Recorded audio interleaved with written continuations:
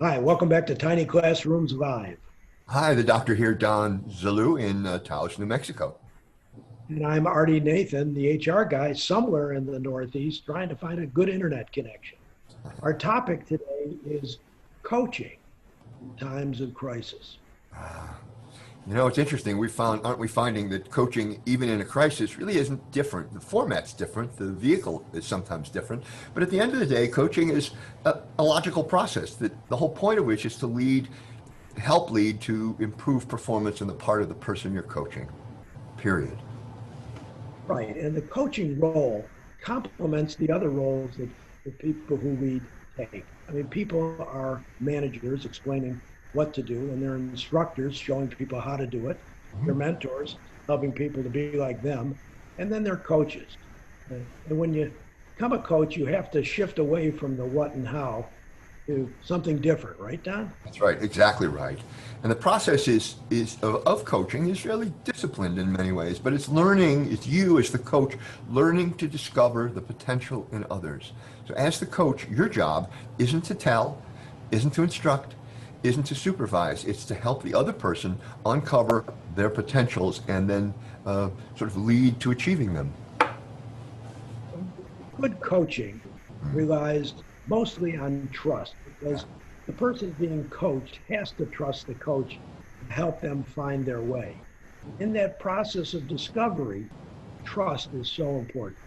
It is, and just to add to the trust issue, during this pandemic, we're discovering and seeing that the Zoom calls, the intimacy of a Zoom call between a manager and their employee is actually building trust because there's no interruptions, they're focused on each other, and we're seeing employees trust more, be more open. It's very interesting, isn't it? Yes, it is. And like the last discussion we had about micromanaging, Yeah. this is how to take your organization, the people in it, farther along towards their goals. And what you and I often talk about in this course that we teach on coaching Uh-huh. is that it's really all about the person being coached. The coach is only a facilitator in this endeavor. That's absolutely right. And the model that we use is very basic. It's you as the coach being involved with the person being coached, discovering stuff between you and the person being coached, and then both of you committing to the process.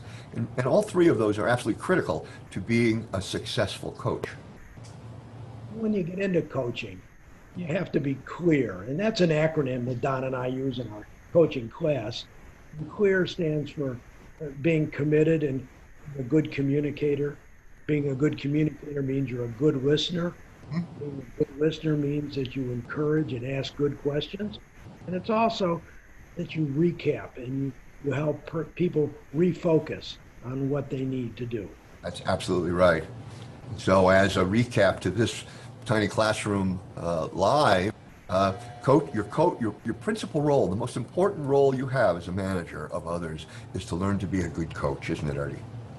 Yes, it is. And it's to learn not to be a micromanager. And that's two live presentations go together because it started with micromanaging, it ends with coaching. It's probably not the last time you and I are going to talk about coaching here, Don. No, it is not.